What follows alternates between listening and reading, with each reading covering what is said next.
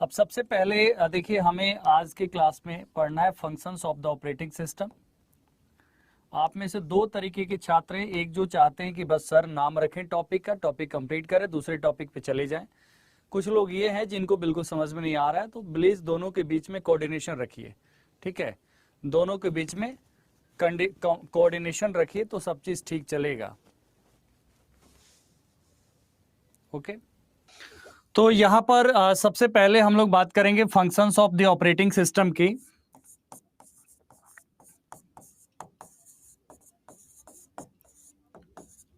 Operating system की general functions हमने कल के क्लास में देखा था। अब हमें देखना है ऑपरेटिंग सिस्टम की जो मेजर जो फंक्शंस होते हैं वो क्या क्या होते हैं। जैसे सबसे पहले अगर हम बात करें तो ऑपरेटिंग सिस्टम से जितने भी पेरिफेरल्स कनेक्ट होते हैं, मतलब इनपुट आउटपुट डिवाइसेस, सभी इनपुट आउटपुट डिवाइसेस के लिए काम करना, मतलब उसको मैनेज करना, तो यहाँ पर हम कहेंगे इसे डिवाइस मैनेजमेंट। ठीक है, तो device management, all the devices are managed by operating system. दूसरा मेमोरी मैनेजमेंट,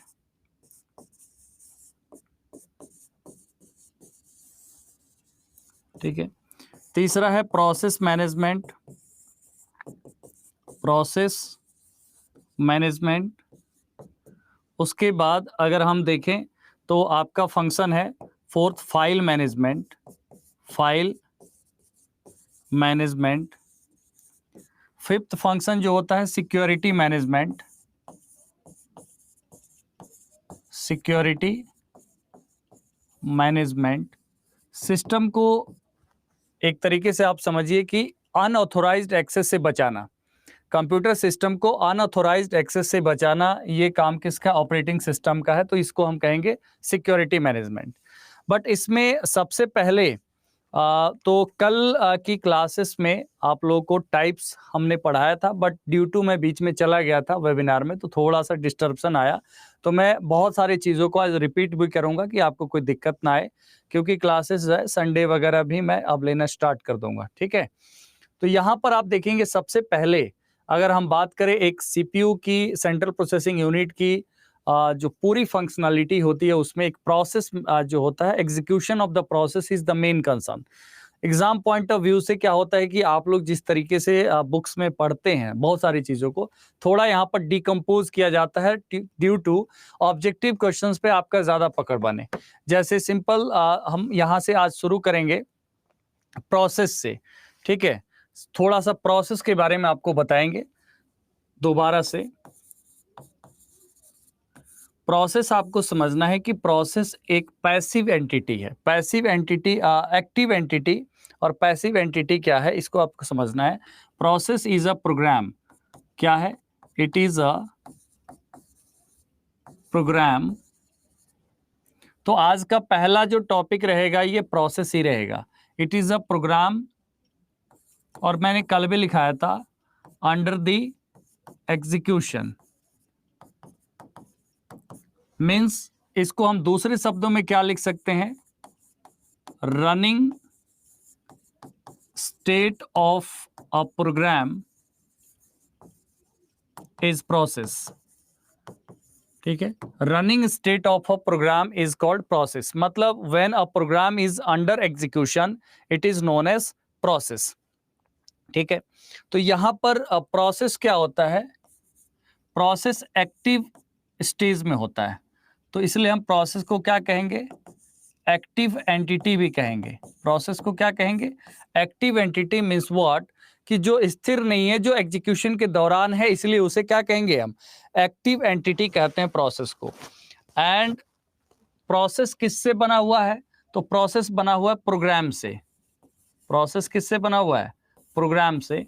तो प्रोग्राम को हम क्या कहेंगे? It is a passive entity, it is a passive entity. ठीक है, पैसिव एंटिटी क्यों कहेंगे? कि ये प्रोग्राम क्या है? सेट ऑफ इंस्ट्रक्शन है, सेट ऑफ इंस्ट्रक्शन या set of command, set of command. इस इंस्ट्रक्शन और कमांड के अकॉर्डिंग क्या करता है? ऑपरेटिंग सिस्टम बिहेव करता है या प्रोसेसर उसको एग्जीक्यूट करता है। ठीक है, इसको इन्वोक करता है और प्रोसेसर क्या करता है? एग्जीक्यूट करता है। तो ये जो एग्जीक्यूशन होता है मतलब क्रिएशन ऑफ अ प्रोसेस से लेकर के और आउटपुट तक, ये जो प्रोसेस का जो होता है एक प्रक्रिया होता है जिसे प्रोसेस स्टेट कहते हैं। क्या कहते हैं? तो यहाँ पर आप देखेंगे जब कोई भी कमांड लिखा जाता है या कोई कमांड दिया जाता है, कोई इंस्ट्रक्शन पास किया जाता है, तो इंस्ट्रक्शंस को कहा जाता है एक पैसिव एंटिटी। तो प्रोग्राम एक पैसिव एंटिटी है, बट प्रोसेस क्या है? एक एक्टिव एंटिटी है। क्योंकि एक्टिव एंटिटी इसलिए क्योंकि रनिंग स्टेट में होता है। किस स्टेट में होता है? रनिंग स्टेट ऑफ, या हम ये कहें process is a program which is under execution, वो एग्जीक्यूशन के दौरान है। तो ये फर्क आपको समझ में आ गया। लेकिन यहां पर आपको कई चीजें यहां पर समझना है। प्रोसेस को मेमोरी में 4 भागों में बांटा जाता है, ठीक है। इसके 4 सेक्शंस होते हैं। जो प्रोसेस मेमोरी होता है उसके 4 सेक्शंस होते हैं। इसमें 4 चीजें होती हैं। एक तो इसमें मेंटेन होता है टेक्स्ट का सेक्शन, ठीक है। इसमें एक क्या मेंटेन होता है? टेक्स्ट का सेक्शन होता है। टेक्स्ट का सेक्शन का मतलब ये हुआ कि यहां पर एक्चुअल रूप से जो कंपाइल्ड प्रोग्राम रहता है, कंपाइल्ड प्रोग्राम रहता है, वो यहां पे रहता है टेक्स्ट सेक्शन में। तो प्रोसेस मेमोरी का डिवीजन यहां पर मैं लिख देता हूं, डिवीजन ऑफ प्रोसेस मेमोरी। थोड़ा ध्यान दीजिएगा तभी समझ में आएगा। डिवीजन ऑफ प्रोसेस मेमोरी, तो इसमें 4 सेक्शन है। टेक्स्ट, टेक्स्ट मतलब कंपाइल्ड प्रोग्राम। कंपाइल्ड प्रोग्राम को हम क्या कहते हैं? कंपाइल्ड प्रोग्राम होता है जो आपका ऑब्जेक्ट कोड के रूप में होता है। कंपाइल्ड प्रोग्राम मतलब क्या? किसी भी प्रोग्राम को कंपाइल कर दिया जाता है लो लेवल लैंग्वेज में। तो यहां पर text section compiled program code यहां पे रहता है। कंपाइल्ड प्रोग्राम कोड कहां पे रहता है? आपका टेक्स्ट सेक्शन में। उसके बाद रहता है यहां पे एक डेटा सेक्शन।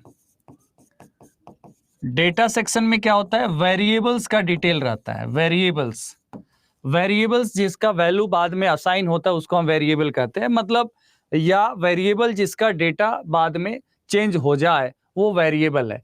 तो यहां पर एक टेक्स्ट सेक्शन हुआ, एक डेटा सेक्शन हुआ। तो अब थोड़ा ध्यान से समझिएगा आप लोग। उसके बाद हीप और स्टैक होता है, ठीक है। हीप और स्टैक। तो हीप में क्या डिटेल रहता है?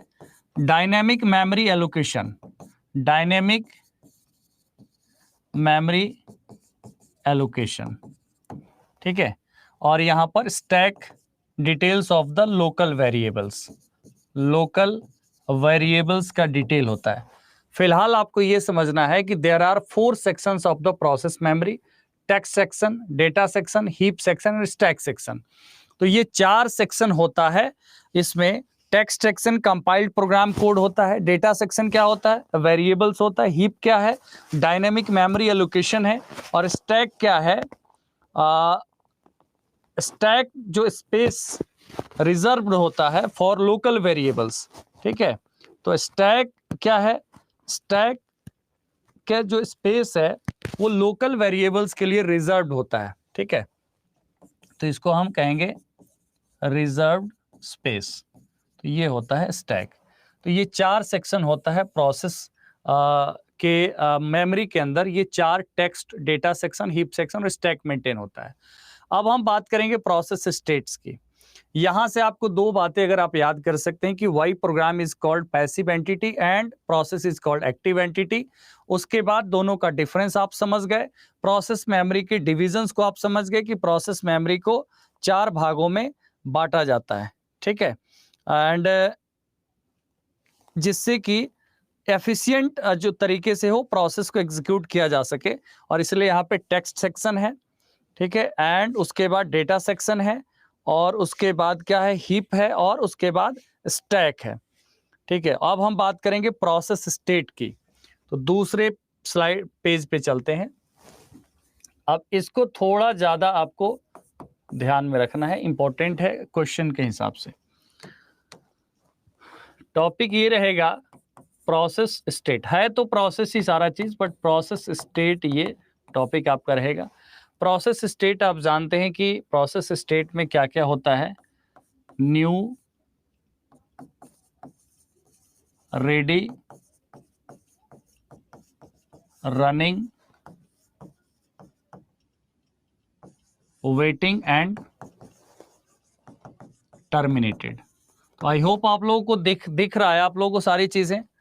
एक बार मुझे बताइएगा क्या क्लियरली दिख रहा है? ठीक है, एक बार क्लियरली मुझे बताइए, दिख रहा है आप सभी लोगों को प्रॉपर? ठीक है, तो ये सारी चीजें आपको स्लाइड्स वहीं पे यूज किया जाएगा जो आपको नोट्स के रूप में देना है। ठीक है, बाकी चीजें समझना है।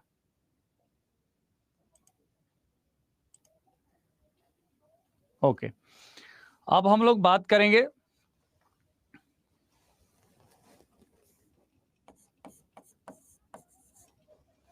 ठीक है, इसमें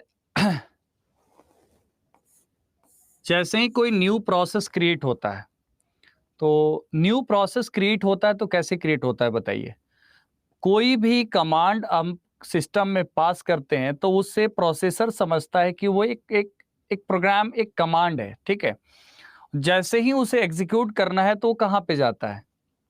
किसी भी प्रोसेस को एग्जीक्यूट करना है तो वो क्या होगा? वो मेन मेमोरी में जाएगा। मतलब वो किस स्टेट में जाएगा? रेडी स्टेट में जाता है। ठीक है, रेडी स्टेट में जाने का मतलब ये है कि इट बिकम अ प्रोसेस। ठीक है, वंस, एक बात समझिए यहां पे, मिसलेनियस चीजों में मैं यहां पे लिख रहा हूं, once a program is loaded into main memory, it become process। Main memory कहने का मतलब रैम में। तो जैसे ही कोई प्रोग्राम रैम में लोड होगा तो वो क्या बन जाएगा? प्रोसेस। तो जब ये प्रोसेस है तो ये रेडी स्टेट में है। ठीक है, जब रेडी स्टेट में है इसका मतलब है कि वेटिंग फॉर द एग्जीक्यूशन। तो रेडी स्टेट से ये कहां पे जाएगा? रेडी स्टेट से ये रनिंग स्टेट में जाता है। ठीक है, रेडी स्टेट से कहां पे जाता है? रनिंग स्टेट में जाता है। और ड्यूरिंग द रनिंग स्टेट अगर कोई इंटरप्ट आ गया, ठीक है, अगर कोई इंटरप्ट आ गया तो वो अगेन क्या होता है? ये आपका रेडी स्टेट में जाता है। तो ये यहां से आप समझिए कि अगेन ये यहां आ सकता है। ठीक है, एंड उसके बाद अगर हो सकता है कि रनिंग स्टेट में अगर इनपुट आउटपुट की नीड है, या इनपुट आउटपुट डिवाइस की नीड है, या इनपुट आउटपुट से संबंधित किसी भी प्रकार के रिक्वायरमेंट है रिसोर्सेस की, तो ये फिर कहां पे आ जाता है? फिर ये वेटिंग स्टेट में आ जाता है। फिर किस स्टेट में आ जाता है? वेटिंग स्टेट में।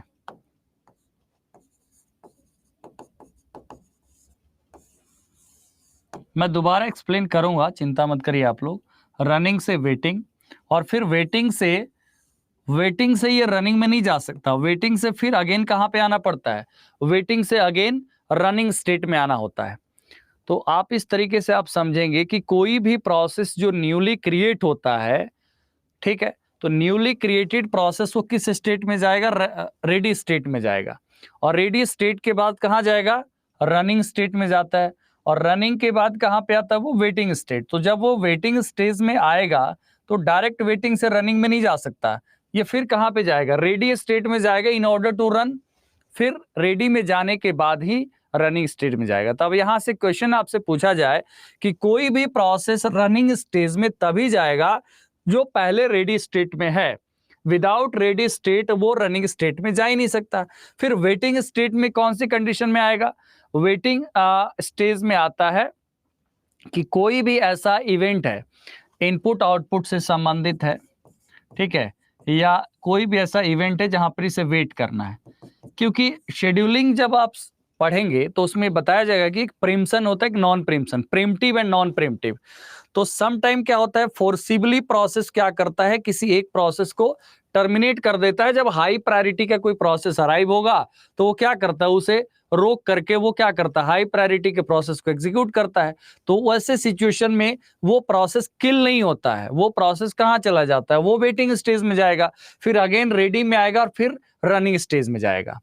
तो इस पूरे चीज को अगर आप समझ जाते हैं तो आसानी से आप कर पाएंगे। और रनिंग के बाद क्या होता है, लास्ट यहां पर टर्मिनेटेड होता है। तो रनिंग के बाद क्या है, टर्मिनेटेड। मैं थोड़ा सा इसको छोटा करता हूं। रनिंग के बाद ये कहां पे जाएगा, टर्मिनेटेड।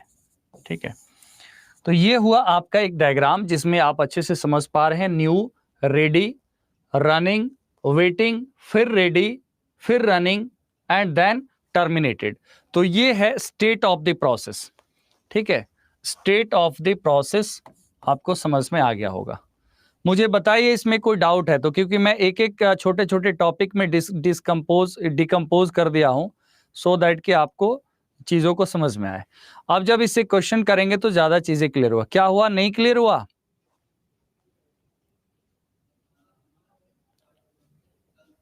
अच्छा, नो, कोई नो लिख रहा है तो मुझे लग रहा है बिल्कुल समझ में नहीं आया। अच्छा, एक बार फिर से, हाँ फिर से बता देता हूं।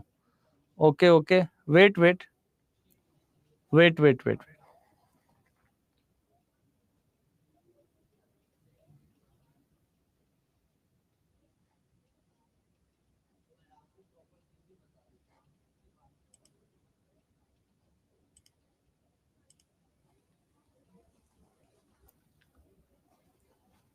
ओके, मैं बता देता हूं, रुक जाइए।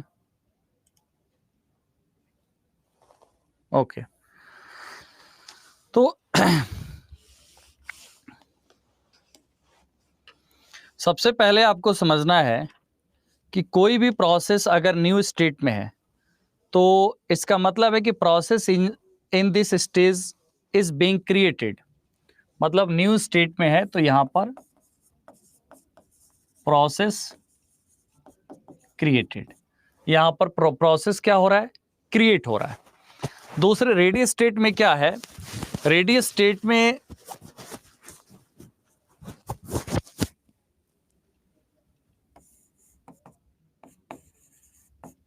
Process have all the available resources. Process have all the available resources कहने का मतलब क्या है कि एक प्रोसेस को रन करने के लिए जितनी भी संसाधन की नीड है, all the resources are available for a particular process. तो इसको हम क्या कहेंगे, इसको हम कहेंगे रेडी स्टेट। ठीक है, ऑल दी रिसोर्सेस क्या है, इसके पास अवेलेबल है कि इससे रन हो सकता है। ठीक है, लेकिन इसमें एक सिंपल सी बात समझनी है कि चूंकि सीपीयू किसी अन्य प्रोसेस को एग्जीक्यूट करने में बिजी है और इसलिए ये रेडी स्टेज में है। मतलब यहां पर क्या है, रेडी स्टेट में है एंड यहां पर ये वेट किसका कर रहा है। देखिए, वेट करना डजंट मीन कि वेटिंग स्टेट में, ये वेट इसलिए कर रहा है कि प्रोसेसर जैसे वंस प्रोसेसर बिकम फ्री तो प्रोसेसर क्या करेगा, इसको रेडी क्यू से इन्वोक कर लेगा। रेडी स्टेट से क्या करेगा, इन्वोक करेगा प्रोसेस को और फिर प्रोसेस को रन करेगा। अब during process running stage if कुछ इनपुट की नीड है या आउटपुट की, मतलब आउटपुट रिसोर्सेस की नीड है, तो ऐसे सिचुएशन में इफ आउटपुट रिसोर्सेस या input resources is not free तो उसको क्या करेगा, जब तक रिसोर्सेस अवेलेबल होंगे इतने टाइम के लिए ये बेकार नहीं बैठता है। तो processor never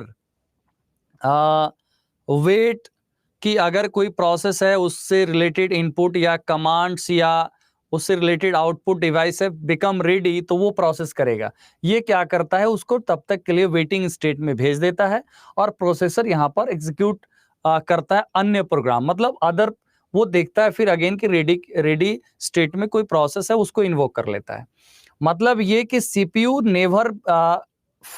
never sit idle, मतलब कभी भी प्रोसेसर जो है बेकार आइडल स्टेट में नहीं बैठता, वो क्या करता है, maximum number of process execute करना उसका काम है। इसलिए यहाँ पे वेटिंग स्टेट में आ गया कोई प्रोसेस अगर, तो वो फिर अगेन जैसे ही जो भी रिक्वायर्ड इनपुट आउटपुट डिवाइसेस या इनपुट आउटपुट से रिलेटेड कोई कमांड्स इंस्ट्रक्शंस नीडफुल है, तो जैसे ही, या फिर मेमोरी नीडफुल है, व्हाटएवर जो भी रिसोर्सेस अवेलेबल होना चाहिए एक प्रोसेस को एग्जीक्यूट करने के लिए, जैसे वो अवेलेबल होगा तो फिर रेडी स्टेट में जाएगा और उसके बाद कहां पे जाएगा, रनिंग स्टेट में, और लास्ट में क्या होगा, टर्मिनेट। टर्मिनेट का मतलब कि प्रोसेस कंप्लीटेड। तो वेटिंग का मतलब क्या हुआ, waiting for some of the resources और some event to occur. Event यहां पे क्या हुआ, कोई कमांड, ठीक है, कोई इनपुट। तो यहां पर वेटिंग का मतलब क्या हुआ, यहां लिखा ही हुआ है इनपुट आउटपुट, मतलब वेटिंग फॉर द रिसोर्सेस, ठीक है, वेटिंग फॉर द रिसोर्सेस, तो वो वेटिंग स्टेट में चला जाएगा, ठीक है। एंड जैसे ही प्रोसेस फिनिश हो गया, कंप्लीट हो गया, तो वो कहां पे चला जाएगा, फिनिश्ड एग्जीक्यूशन, मतलब टर्मिनेटेड स्टेट में, ठीक है। फिनिश्ड एग्जीक्यूशन का मतलब क्या हो गया, टर्मिनेटेड मतलब finished, task finished is terminated. अब यहां पर किसी का सवाल आया था, सर इंटरप्ट बता दीजिए, और क्या क्या कुछ कुछ सवाल आए थे, तो वो सवाल जो है आगे आ रहे हैं। और सुमन का क्या क्वेश्चन था, when it goes to the waiting stage, waiting stage में जाता है व्हेन द आउटपुट रिसोर्सेस या some of the input commands is required, तो वो इस सिचुएशन में वेटिंग स्टेज में जाता है, ठीक है। तो आई थिंक आप लोग समझ गए होंगे। और यहां पर रेडी स्टेट से रनिंग स्टेज में जो भेजने का काम करता है, वो उसको शेड्यूलर डिस्पैच कहते हैं। क्या कहते हैं उसे, शेड्यूलर डिस्पैच कहते हैं। जो रेडी स्टेट से रनिंग स्टेज में भेजता है वो क्या है, शेड्यूलर डिस्पैच है, ठीक है। तो आप लोग डायग्राम बनाने की लिखने की नीड नहीं है, आप चाहेंगे तो ये तो मैं नोट्स में दे ही दूंगा, उससे काम चल जाएगा, ठीक है। और आगे कुछ बातें ऐसी हैं कि धीरे धीरे जो है इसमें से क्लियर हो जाएंगे। अब हम आगे बात करेंगे, तो इसी से संबंधित जो टॉपिक है आपका वो है पीसीबी, ठीक है। पीसीबी का मतलब होता है process control block, process control block. एक बात और है कि कल आपके जिन पॉइंट्स में डाउट वगैरह रहे होंगे, तो मैं आज थोड़ा सा टाइम लेकर के उसको थोड़ा सा क्लैरिफाई करूंगा, क्योंकि कल जो है थोड़ी सी डिस्टर्बन हो गई थी लास्ट में उसको लेकर के। और मैंने कई बार आपको बता दिया कि आप लोगों को कहीं से भी किसी प्रकार से नहीं सोचना है। अब सारी टॉपिक्स जो है वैसे ब्लैंक स्लाइड पे एक एक पॉइंट लिख करके जो आपके एग्जाम ओरिएंटेड पार्ट है उसको कराया जाएगा। हाँ, थोड़ा सा इस बात का जरूर गौर करिएगा कि बहुत बड़ा सिलेबस का जो पार्ट है, तो उसमें से आप लोगों को अगर या तो मेरे ऊपर विश्वास करना है, या तो आप किसी भी, चाहे नवोदय विद्यालय की आप कोई गाइड ले लीजिए या केंद्रीय विद्यालय के गाइड लीजिए, और रेफर करिए कि क्या टॉपिक्स होते हैं या एग्जाम के लिए क्या टॉपिक्स होते हैं, तो उस हिसाब से करना है। क्योंकि ना तो आपको अब एमसीए के एग्जाम देना है, ना बीटेक के देना है, इस बात का ख्याल रखिएगा, ठीक है। हाँ, फिर भी अगर कुछ रहेगा कि नहीं सर इस टॉपिक को आपको कराना चाहिए था, तो उसको छोड़ देंगे। अब नेक्स्ट जो है प्रोसेस कंट्रोल ब्लॉक है। तो प्रोसेस कंट्रोल ब्लॉक में क्या क्या आपको पढ़ना है, सबसे पहले तो इससे बहुत ज्यादा एग्जाम में क्वेश्चन आता है। प्रोसेस कंट्रोल ब्लॉक से सबसे ज्यादा जो अगर कहा जाए तो क्वेश्चंस पूछे जाते हैं, और क्वेश्चंस में सबसे पहले क्वेश्चन इस तरीके से आता है कि which of the following is a data structure that keep track of all the processes which is going to be processed by the processor. तो इसमें पीसीबी है क्या, पीसीबी एक डेटा स्ट्रक्चर है।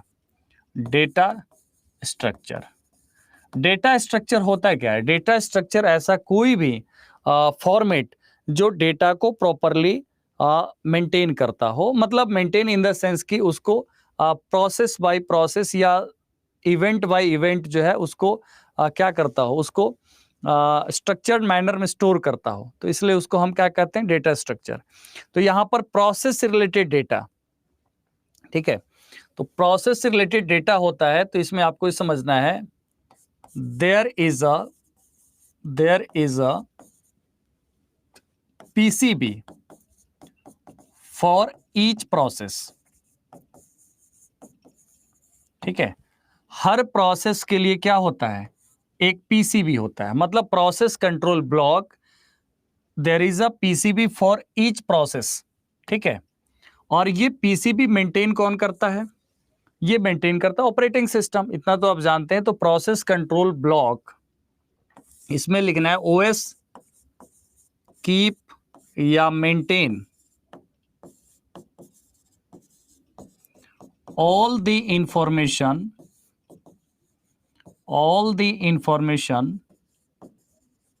about a process in PCB। Process control block एक data structure है। Process control block हर process के लिए होता है, मतलब ईच एंड एवरी प्रोसेस के लिए एक प्रोसेस कंट्रोल ब्लॉक होगा। और प्रोसेस कंट्रोल ब्लॉक में क्या करता है ऑपरेटिंग सिस्टम, कीप और maintain all the information about a single process या about every process, each and every process, हर प्रोसेस से रिलेटेड इंफॉर्मेशन मेंटेन होता है पीसीबी में। अब सवाल यहाँ पे यह आता है कि कौन सा प्रोसेस मेंटेन होता है।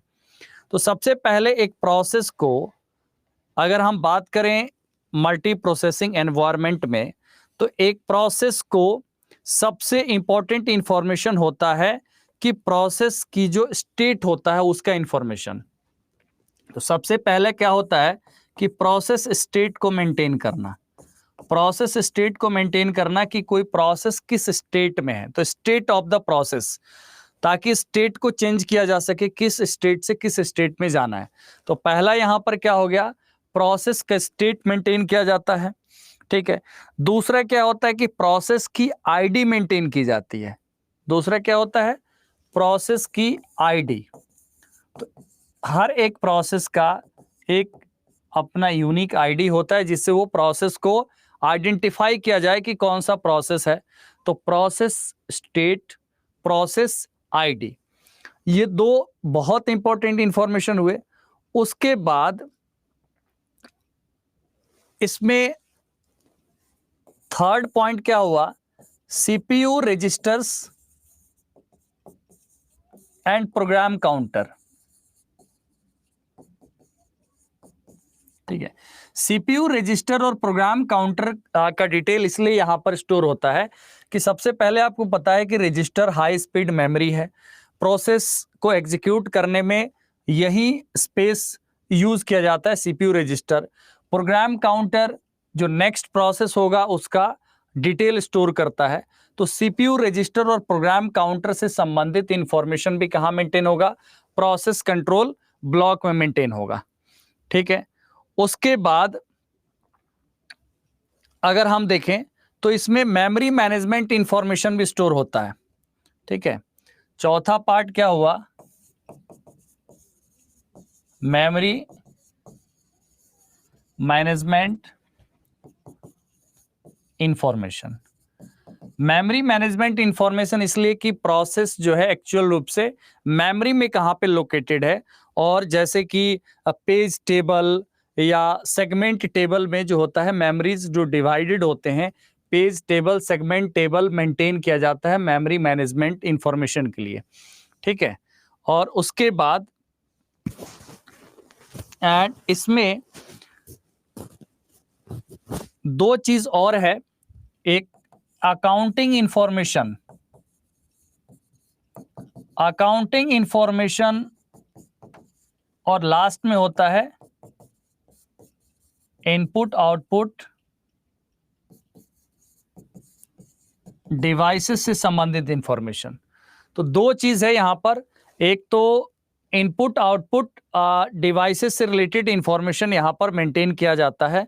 ठीक है, इनपुट आउटपुट डिवाइसेस की कौन सा डिवाइस एलोकेट हुआ है, और उसके बाद अकाउंटिंग इंफॉर्मेशन में सीपीयू कितना टाइम इसमें कंज्यूम किया। ठीक है, इसके बारे में होता है। ठीक है, अकाउंटिंग इंफॉर्मेशन में CPU time consumption, CPU time consumption से रिलेटेड।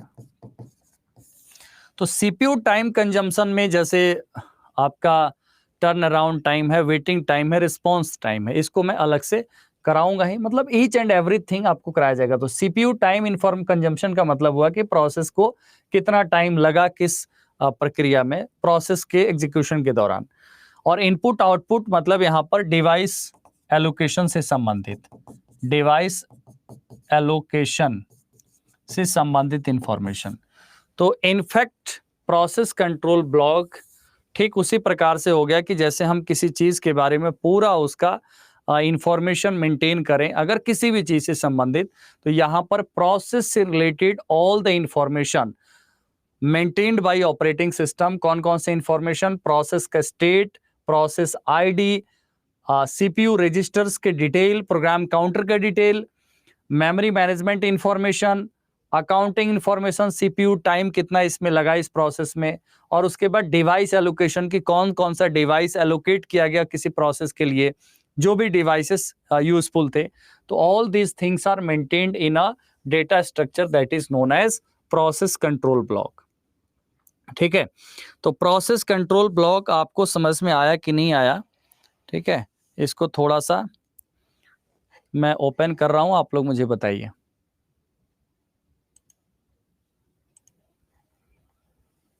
बताइए या और एक्सप्लेन करना पड़ेगा? थोड़ा सा मैं फास्ट चल रहा हूं क्योंकि मजबूरी है, क्या करें।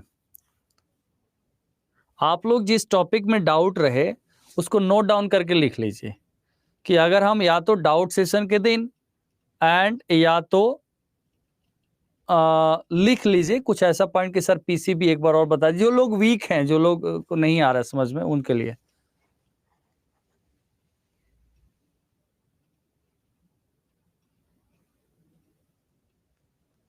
नीरज नयन कह रहे हैं कि डेडलॉक पढ़ा दीजिए। अरे भैया डेडलॉक हम पढ़ा देंगे, एक एक करके टॉपिक आ रहा है ना, हम कहीं से कहीं काहे चले जाएं?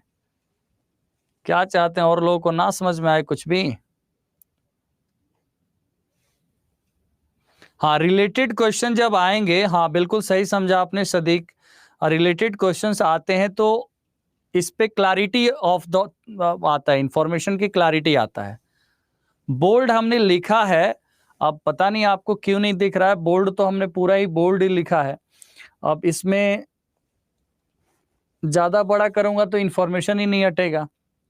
ये नोट्स आपको हैंड आउट ही दूंगा, आपके पास जो जाएगा ये हैंड आउट जाएगा, तो आपको लिखना समझिए, जब मैं बोल रहा हूं तो लाइन बाय लाइन मैच करके देख लीजिए। दोबारा मैं यहां पर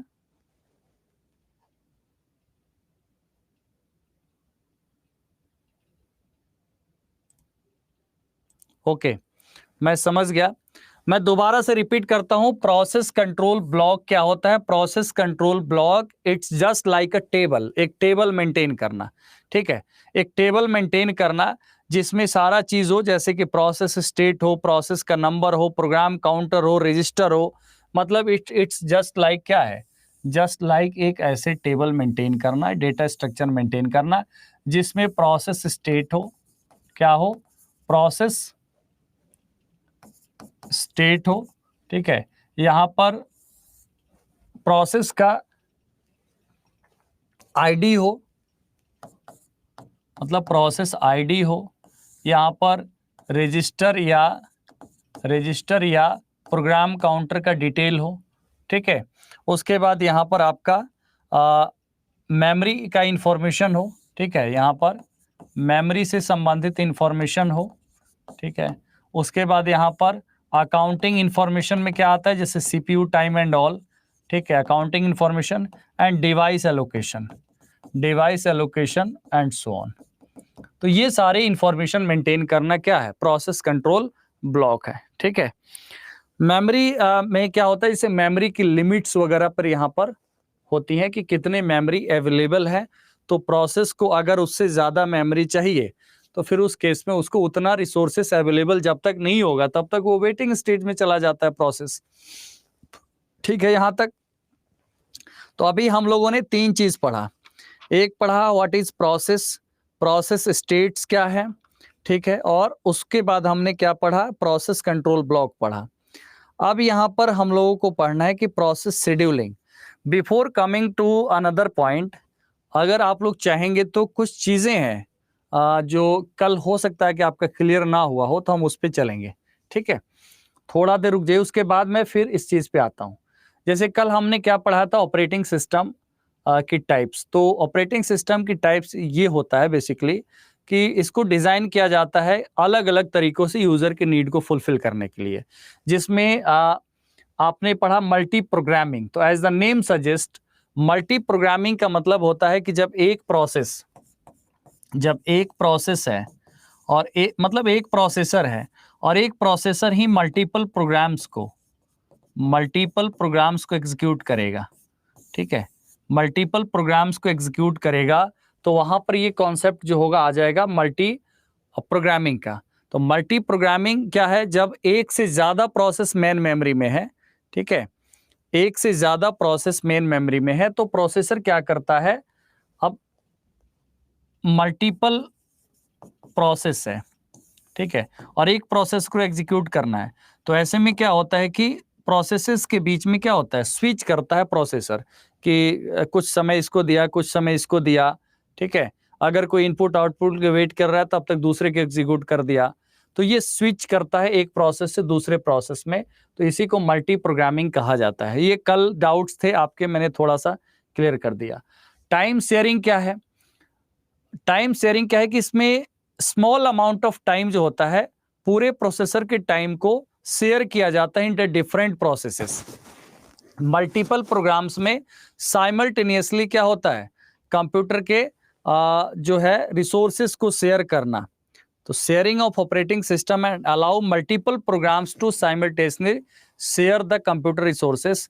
तो इसको हम कहेंगे टाइम शेयरिंग ऑपरेटिंग सिस्टम, ठीक है। उसके बाद बैच प्रोसेसिंग क्या होता है कि सिमिलर टाइप ऑफ जॉब्स जो होते हैं उनको एक साथ एग्जीक्यूट करना, ठीक है। एक साथ अगर सिमिलर टाइप ऑफ जॉब्स है तो उनका एक बैच बना देना, ग्रुप बना देना, और एक ग्रुप को ही क्या कर देना, प्रोसेस कर देना। तो यहां पर शेड्यूलिंग जो होता है वो प्रायोरिटी के अकॉर्डिंग होता है। प्रायोरिटी के अकॉर्डिंग प्रोसेसेस को क्या करना, एग्जीक्यूट करना। Group of process, number of processes are group together, इसलिए इसे बैच प्रोसेसिंग कहा गया है, ठीक है। उसके बाद आप देखेंगे इसमें दो स्टेप होता है बैच प्रोसेसिंग में। पहला स्टेप क्या होता है, first step deal with the storage of process in the form of batch, collection के रूप में पहले क्या होता है, इसको हम कहते हैं एक्यूमुलेशन ऑफ जॉब्स। और दूसरा प्रोसेस होता है the jobs are processed in a sequential manner within the batch. जैसे 1 2 3 4 5 6 एंड सो ऑन 10। अगर 10 प्रोसेस है तो पहले तो बैच बना देना, उसके बाद पहला एग्जीक्यूट करना, दूसरा, तीसरा, चौथा, पांचवा। तो एक सीक्वेंशियल मैनर में प्रोसेस को एग्जीक्यूट करना, इसी को कहा जाता है बैच प्रोसेसिंग, ठीक है। और रियल टाइम आप जानते हैं कि जो रियल टाइम एप्लीकेशंस है उसमें यूज होता है, जैसे flight reservation system, military applications है। इसमें मेन ऑब्जेक्टिव क्या होता है कि जो आउटपुट मतलब प्रोसेस करने का जो समय होता है बहुत ही लिमिटेड होता है, मतलब सेकंड में प्रोसेस करना हो, और एक एक लिमिट होता है, जैसे कि 11 बजे तो 11:05 तक ये कंप्लीट हो जाए। तो इस तरीके के रिजर्वेशन सिस्टम्स में यहाँ पर real time operating system use होता है, जैसे मिलिट्री एप्लीकेशंस है, फ्लाइट रिजर्वेशन सिस्टम है, यहाँ पर real time operating system use होता है। MS डॉस मैंने कल भी पढ़ाया था आपको, माइक्रोसॉफ्ट डिस्क ऑपरेटिंग सिस्टम के बारे में हमने कल भी पढ़ाया था कि MS डॉस को IBM PC डॉस के नाम से भी रीब्रांड किया गया था। और डॉस ऑपरेटिंग सिस्टम में मेन रूप से कमांड्स होते हैं जो कल हम नहीं कराए थे आपको। जैसे कमांड में अगर हम देखें तो एक कमांड होता है dir कमांड, ठीक है। dir कमांड जो होता है डायरेक्टरी कमांड। तो list all the files of the specific directories और सब डायरेक्टरीज। तो एक डायरेक्टरी के अंदर सभी फाइल को क्या करता है, लिस्ट करता है। CD और CHDIR दोनों एक ही चीज है, चेंज डायरेक्टरी। मतलब एक डायरेक्टरी से दूसरी डायरेक्टरी में मूव करने के लिए, नेविगेट करने के लिए CD और CHDIR यूज किया जाता है। आपको कुछ याद रखना पड़ेगा एग्जाम के लिए, ठीक है। आप चाहे ऐसे याद हो या ना हो, बट थोड़ा याद रखिएगा आप लोग। DIR मतलब डायरेक्टरीज को लिस्ट करना। डायरेक्टरीज मतलब क्या, जो एक सिमिलर टू द फोल्डर्स है, ठीक है। CD क्या है, चेंज डायरेक्टरी, या CHDIR का मतलब भी चेंज डायरेक्टरी, डायरेक्टरी चेंज करने के लिए यूज होता है। RD का मतलब रिमूव डायरेक्टरी या RMDIR, तो दोनों ही कमांड वैलिड कमांड है। आपसे पूछा जा सकता है कि which of the following is a valid command, तो RD एंड RMDIR क्या है, रिमूव डायरेक्टरी है, ठीक है। एंड डायरेक्टरी का पाथ जो होता है, display all the directory path. Directory path क्या है कि किस ड्राइव में किस लोकेशन पे कहां पर कुछ चीज सेव है, तो display directory all directories paths, तो ट्री कमांड से डायरेक्टरीज का पाथ का पता चलेगा। पाथ कमांड क्या है, set sequential search path for executable files. And यहां पर SUBST है, substitute string alias for the path names. Format क्या है, formats a disk for DOS files, ठीक है। डॉस फाइल्स को फॉर्मेट करने के लिए, डिस्क ऑपरेटिंग सिस्टम के फाइल्स के फॉर्मेट के लिए यहां पर यूज होता है format command. Copy command copy के लिए यूज होता है, ठीक है। उसके बाद ये कुछ इंपॉर्टेंट कमांड्स है, किसी भी फाइल और डायरेक्टरी, फाइल को ही डायरेक्टरी कहा जाता है डॉस में, तो फाइल को रीनेम करने के लिए REN कमांड या रीनेम कमांड यूज होता है। एट्रीब्यूट कमांड क्या है, सेट और show file attribute. File attribute जैसे कि file name, file creation date. File का एट्रीब्यूट क्या हुआ, फाइल का एट्रीब्यूट हुआ फाइल का name, file creation date, size. तो ये जो होता है फाइल का एट्रीब्यूट होता है, तो फाइल के एट्रीब्यूट को क्या करना, शो करना। बैकअप कमांड है, फाइल और डायरेक्टरीज का बैकअप कराने के लिए, बैकअप के लिए। प्रॉम्प्ट यूज होता है कस्टमाइज डॉस प्रॉम्प्ट को कस्टमाइज करने के लिए। Del tree deletes all files and subdirectories from a computer, उसको लिए डेल ट्री यूज होता है। हेल्प कमांड क्या होता है, list all the available commands. अगर आपको कोई कमांड की जरूरत नहीं है तो आप हेल्प कमांड में जाकर के आप कमांड्स की लिस्ट को देख सकते हैं, ठीक है, या किसी स्पेसिफिक कमांड के बारे में इंफॉर्मेशन देख सकते हैं। MKDIR create new subdirectory, ठीक है। मूव कमांड मूव फाइल्स और directories from one directory to another, इसके लिए मूव कमांड यूज होता है। तो ये रिमेंबर, याद कर लीजिएगा, ये कमांड्स जो डॉस के कमांड्स हैं, जो कल मैं नहीं बता पाया था आप लोगों को, ये मिसिंग था, ठीक है। इससे पहले बाकी बेसिक ये सारी चीजें हो गई थी, ठीक है। अब ये अभी आज नहीं, आज पहले आपको प्रोसेस मैनेजमेंट, अभी मैं प्रोसेस से संबंधित पढ़ा रहा हूं, ठीक है। तो यहाँ पर थोड़ा सा ये एक होता है ना कि रेफरेंस के लिए इसको थोड़ा सा आपको देखना पड़ेगा, जैसे हमने पढ़ाया अभी कुछ देर पहले। तो ऐसा नहीं है कि कल कोई कह रहा था कि सर आप केवल कहीं इसमें अंडरलाइन कर रहे हैं, तो अंडरलाइन का मतलब ये नहीं है, ये है कि आप थोड़ा सा आप भी देखिए, और मैं तो उसको अलग से थ्योरेटिक करा ही रहा हूँ। तो प्रोसेस एक प्रोग्राम है जो मैंने ऑलरेडी बताया एग्जीक्यूशन के दौरान है, ठीक है। एक प्रोसेस को सर्टेन रिसोर्सेज की नीड होती है, ठीक है। कुछ रिसोर्सेज चाहिए प्रोसेस को रन करने के लिए। जैसे कौन कौन से रिसोर्सेज है, CPU का टाइम चाहिए। अभी हमने क्या पढ़ा कि रेडी स्टेट में है, CPU फ्री है तो एग्जीक्यूट होगा, मतलब वापस हम वहीं पे आ गए, बीच में थोड़ा सा डॉस का कमांड हमने जोड़ दिया है, ठीक है। तो उसमें आपको कंफ्यूज नहीं होना है कि सर आप कहां से कहां चले गए, थोड़ा सा पेशेंस रखिए। मेरा इरादा यही है कि कल जो चीजें कहीं रिमेनिंग है उसमें ऐड ऑन करना, इसलिए मैंने किया। अब प्रोसेस मैनेजमेंट में अगर हम आए तो प्रोसेस नीड्स, क्योंकि हम प्रोसेस ही पढ़ रहे हैं, प्रोसेस में दो चार बातें पढ़े अभी तक। प्रोसेस क्या है, प्रोसेस स्टेट पढ़ा और प्रोसेस कंट्रोल ब्लॉक पढ़ा, उसी के संदर्भ में हम आगे बढ़ रहे हैं, सो दैट कि हम लोग प्रोसेस के शेड्यूलिंग को पढ़ पाए, ठीक है। तो CPU टाइम, मेमोरी फाइल्स मतलब memory, input output devices to accomplish its task. एक प्रोसेस को रन करने के लिए जो रिक्वायर्ड रिसोर्सेस है वो क्या है, CPU फ्री होगा, मतलब प्रोसेसर का टाइम चाहिए, या मेमोरी चाहिए, या इनपुट आउटपुट डिवाइसेस चाहिए, ठीक है। Process management is the important part of an operating system which enables the activities of the planning, monitoring and performance of a process। किसी भी प्रोसेस को एग्जीक्यूट करना हो प्रॉपर तरीके से तो प्रोसेस मैनेजमेंट की जरूरत होती है, एक मेन फंक्शन है, ठीक है। इसमें एक बात समझना है, ऑपरेटिंग सिस्टम क्या इंश्योर करता है, प्रोसेसर का टाइम जो एलोकेट किया जाए, प्रोसेसर का जो टाइम एलोकेट किया जाता है मल्टीटास्किंग एनवायरनमेंट में, तो उसमें एक बात ध्यान रखा जाता है कि ऐसा नहीं कि किसी प्रोसेस पर ज्यादा टाइम दे देना या ज्यादा ध्यान देना। तो प्रोसेसर ऑलवेज एक होता है ना कि एक जस्टिस करता है, जस्टिफाई करता है कि नहीं, अगर मल्टीपल टास्किंग एनवायरनमेंट है, मल्टीपल प्रोसेसेस हैं एग्जीक्यूट करने के लिए, तो ईच एंड एवरी प्रोसेस पर उसी के अकॉर्डिंग फोकस किया जाए कि यूजर पॉइंट ऑफ व्यू से उसे पता ना चले कि प्रोसेस कैसे एग्जीक्यूट हो रहा है। ठीक है, जैसे अगर हम एक साथ कई टास्क ऑपरेट करते हैं तो जब हम ओपन करते हैं तो वो अपने आप एक्टिव हो जाता है, मतलब उस पे प्रोसेसर का ध्यान चला जाता है, तो प्रोसेसर उसको एग्जीक्यूट करता है। हमें फील नहीं होता, हमें लगता है कि सारा प्रोसेस एक साथ एग्जीक्यूट हो रहा है, बट एक साथ नहीं हो रहा है। वो मैनेजमेंट एक टेक्निक है, एक टेक्निक है शेड्यूलिंग, जिसकी वजह से आपको ऐसा लग रहा है कि आप ब्राउजर ओपन कर रहे हो तो ब्राउजर भी आपका चल रहा है, आप डाउनलोड कर रहे हो तो डाउनलोडिंग भी चल रहा है। तो डिफरेंट प्रोसेसेस के बीच में क्या होता है, प्रोसेसर स्विच करता है, तभी हमें फील नहीं होता कि हमारा काम कौन सा काम कब कर रहा है, और इसलिए वो साइमल्टेनियसली किसी वर्क को कर पाता है। ठीक है, अब यहां पर देखेंगे the processor management activities handled by operating system are control access of shared resources like file, memory, input, output, CPU, schedule the process, control execution of applications, create, execute and delete process, synchronization, communication and deadlock handling for the processes, and abort and resume of processes.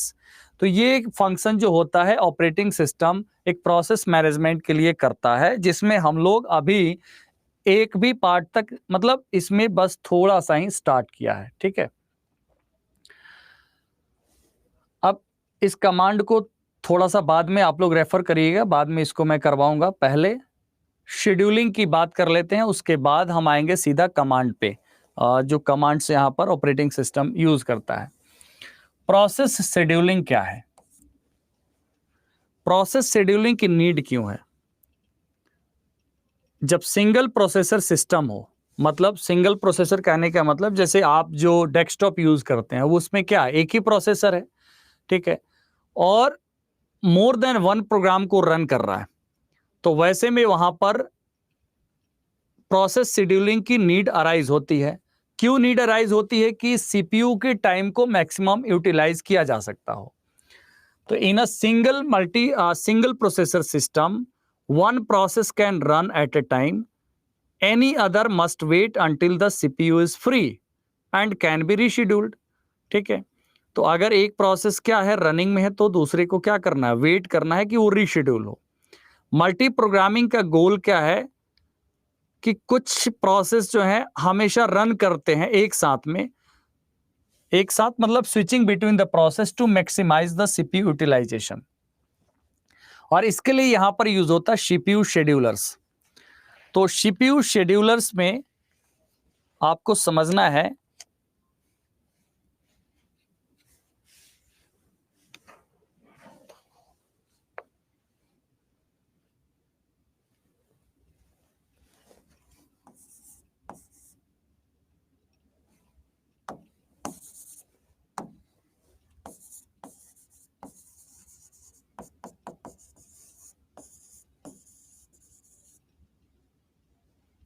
इस topic को पहले आपको करना है, फिर हम यहां आते हैं। ठीक है, शेड्यूलिंग क्यू क्या है? शेड्यूलिंग की क्यू है कि एक सिस्टम में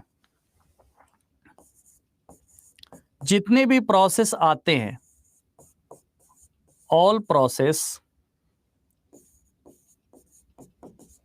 अराइव्स इन अ सिस्टम। ठीक है, एक सीपीयू में जितने भी प्रोसेस आते हैं, ठीक है, उसको स्टोर किया जाता है, are stored in job queue. ठीक है, तो यहां पर कहां पर स्टोर किया जाता है? All the process arrives in a system are stored in job queue, इसे जॉब क्यू में स्टोर किया जाता है। ठीक है, अब जॉब क्यू के बाद जब वो रेडी स्टेट में जाता है, ठीक है, when it goes to ready state,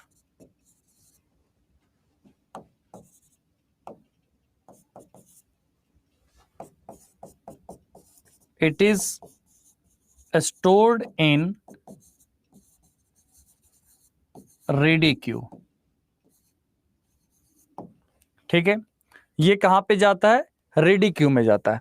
और तीसरा होता है डिवाइस क्यू। तो डिवाइस क्यू का मतलब क्या हुआ कि वो किसी न किसी डिवाइस का क्या कर रहा है? वेट कर रहा है। ठीक है, तो उसके लिए क्या होता है? Process waiting for device. मतलब किसी न किसी डिवाइस का वेट कर रहा है इन ऑर्डर टू एग्जीक्यूट होने के लिए। तो ऐसे में क्या होता है? Process waiting for device is placed in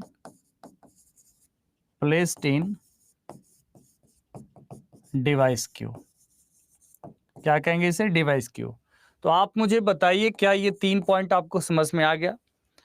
तो आपसे इससे संबंधित प्रश्न पूछा जाएगा, शेड्यूलिंग के क्यूज क्या होते हैं? तो शेड्यूलिंग के क्यूज होते हैं job queue, ready queue and उसके बाद डिवाइस क्यू। जॉब क्यू का मतलब क्या हुआ कि जैसे ही सिस्टम में प्रोसेस एंटर करता है तो प्रोसेस का डिटेल कहां पे होगा? जॉब क्यू में होगा। ठीक है, और उसके बाद रेडी क्यू का मतलब होता है कि वो प्रोसेस है एग्जीक्यूशन के लिए प्रोसेसर का वेट कर रहा है, तो रेडी क्यू फॉर्म होता है। एंड जब प्रोसेस डिवाइस का वेट करता है, ठीक है, डिवाइस का वेट करता है तो डिवाइस क्यू होता है। कंप्यूटर में एक डिवाइस क्यू, हर इनपुट आउटपुट डिवाइस के लिए एक डिवाइस क्यू फॉर्म होता है, आपको पता होना चाहिए। Each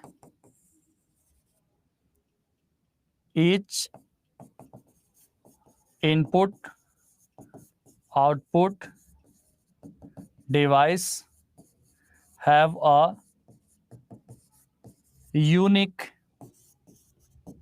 device Q. हर इनपुट आउटपुट डिवाइस के लिए एक यूनिक क्या होता है? डिवाइस क्यू होता है। तो आप में से जो लोग चाहते हो कि इन पॉइंट्स को नोट डाउन करना, वो लिखते भी रहेंगे, और नहीं भी लिखना है तो नोट्स भी जाएगा आपके पास। ठीक है, तो यहां पर लास्ट में एक ही पॉइंट हमने बताया कि there is a unique device की for each and every input output device. हर इनपुट आउटपुट डिवाइस के लिए क्या होता है? कंप्यूटर में एक device queue, unique device queue available होता है। और ये 3 क्यू शेड्यूलिंग क्यूज होते हैं जो शेड्यूलिंग में, प्रोसेस के शेड्यूलिंग में हेल्प करता है। और प्रोसेस की शेड्यूलिंग इसलिए की जाती है कि ज्यादा से ज्यादा प्रोसेस को कम समय में एग्जीक्यूट किया जा सकता हो। ठीक है, तो अब इससे शेड्यूलिंग एल्गोरिदम से पहले हमें 2 पॉइंट पढ़ना है। एक टाइप्स ऑफ शेड्यूलर और दूसरा शेड्यूलिंग क्राइटेरिया। 2 चीज पढ़ना है। एक तो मैं नेक्स्ट पेज पे चलता हूं।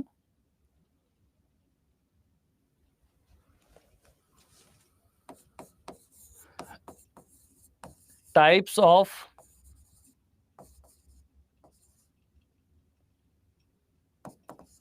Scheduling and scheduling criteria. यहां से भी क्वेश्चन बार बार पूछा जाता है और ये भी क्वेश्चन आता है। तो ये तो छोटा सा पॉइंट है और इसमें 4-5 पॉइंट ऐसे हैं होते हैं जो बार बार एग्जाम में रिपीट होते हैं। मतलब शेड्यूलिंग क्राइटेरिया में, जिसमें हम लोग क्या क्या पढ़ते हैं? Waiting time, turn around time, throughput, response time, ये सारे टर्म्स यहीं पे आते हैं शेड्यूलिंग क्राइटेरिया के अंतर्गत। तो क्या जो मैंने अभी कराया समझ में आया आप लोगों को? मुझे बताइए एक बार।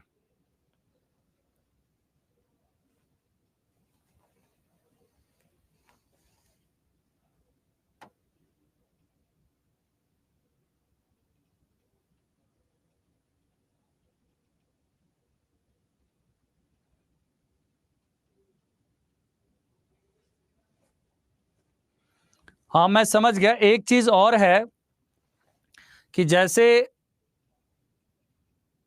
आपका कोई प्रोसेस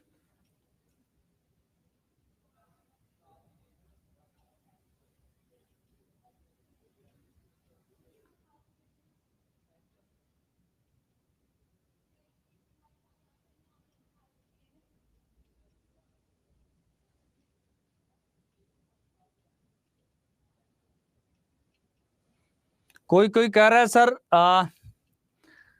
कोई कोई कह रहा है कि सर एग्जाम्पल बताइए, तो इसमें हर बात के एग्जाम्पल नहीं होता मेरे भाई।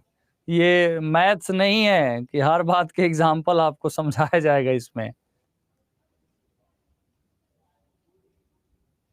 हाँ, जॉब क्यू मतलब कि वो न्यू स्टेट में, न्यू स्टेट मतलब once a process is loaded into the memory, तो वो प्रोसेस स्टेट में होता है।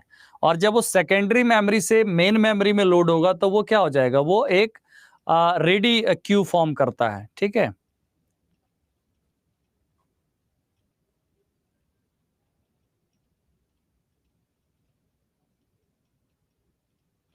शेड्यूलर लॉन्ग टर्म यही तो है, इसके बाद ही यही टॉपिक ही पढ़ना है, हमने क्या बताया।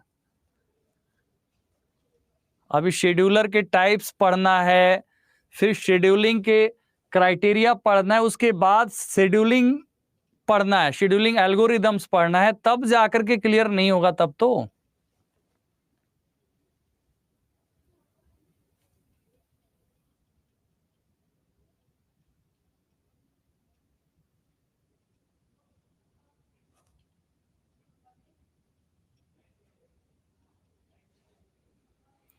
चलिए तो आगे बढ़ा जाए। ठीक है, तो आगे बढ़ा जाए। देखिए यहाँ पे सीपीयू शेड्यूलर क्या है। सीपीयू शेड्यूलर है कि प्रोसेस को सेलेक्ट करना। ठीक है, selection of is carried out by the device called scheduler. Scheduler क्या करता है, प्रोसेस को सेलेक्ट करता है।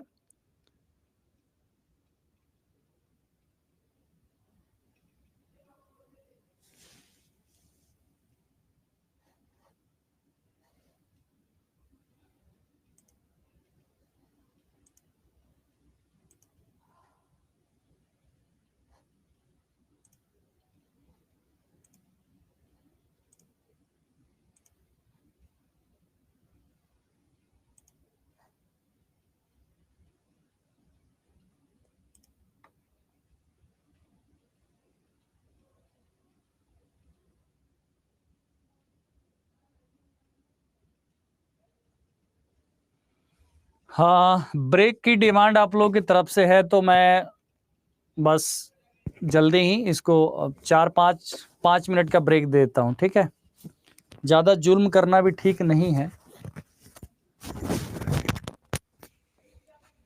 तो 7:07 हो रहा है, 7:12 पे क्लास शुरू कर देंगे। ठीक है,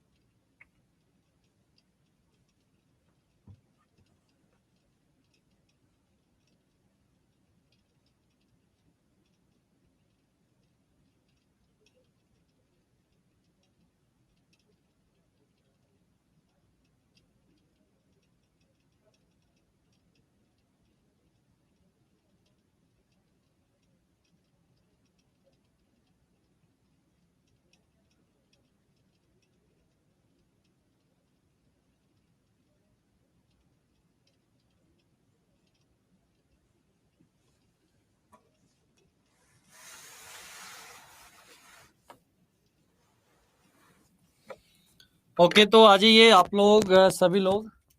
ठीक है, टाइम ओवर, ब्रेक का टाइम ओवर हो गया। तो हम लोग अब पढ़ेंगे शेड्यूलर। ठीक है, शेड्यूलर हम लोग पढ़ेंगे, टाइप्स ऑफ शेड्यूलर।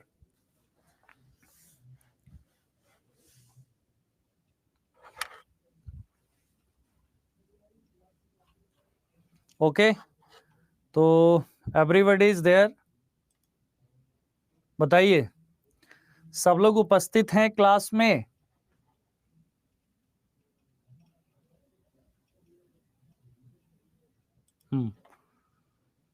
रेडी। तो मैं पहले तो ब्लैंक पीपीटी पे बता देता हूं, उसके बाद मैं यहाँ आता हूं।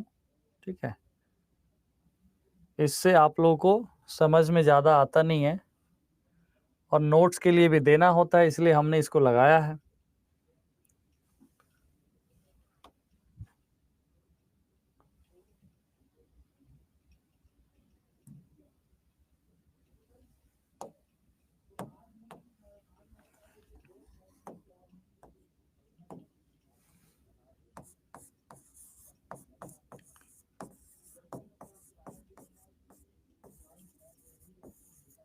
देखिए, यहाँ पे शेड्यूलर का मतलब क्या हुआ? Selection of job. तो जब हम सिलेक्शन ऑफ जॉब की बात करते हैं तो कंप्यूटर में जॉब का मतलब प्रोग्राम होता है, और वही प्रोग्राम प्रोसेस होता है। तो शेड्यूलर का मतलब सिलेक्शन ऑफ जॉब। तो अगर यहां पर हम बात करें टाइप्स ऑफ शेड्यूलर की, तो 3 प्रकार का शेड्यूलर होता है। पहला शेड्यूलर क्या हुआ? Long term scheduler. दूसरा क्या हुआ? Short term scheduler.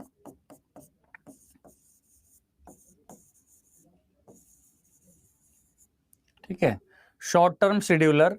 एंड तीसरा mid term scheduler. Mid term scheduler. Long term scheduler का मतलब होता है कि selection of jobs to keep into the job queue. Job queue में जॉब्स को सेलेक्ट करके लाना। तो लॉन्ग टर्म शेड्यूलर क्या है? कौन सा प्रोग्राम होगा जो जॉब क्यू के अंदर स्टोर होगा, उसका यहां पर स्टोर करना, उसको मेंटेन करना, क्या होता है? वो लॉन्ग टर्म शेड्यूलर होता है। मतलब selection of jobs to keep and store in job queue. Job queue में सिलेक्शन ऑफ जॉब्स का मतलब selection of the programs. Program को सेलेक्ट करना, जॉब क्यू के अंदर स्टोर करना। तो अभी हमने बताया था कि एक जॉब क्यू है, एक रेडी क्यू है, और एक क्या है? डिवाइस क्यू है। तो जॉब क्यू मतलब ऑल द प्रोग्राम्स जो एक एक करके क्या होगा? रेडी क्यू में जाएगा। रेडी क्यू में जाने के बाद ये प्रोसेस होगा। तो यहां पर आप शॉर्ट टर्म शेड्यूलर को सीपीयू शेड्यूलर भी कहा जाता है। शॉर्ट टर्म शेड्यूलर को क्या कहा जाता है? सीपीयू शेड्यूलर कहा जाता है। क्यों कहा जाता है? क्योंकि selection of jobs from the job queue to keep into the ready queue. तो यहां पर process stored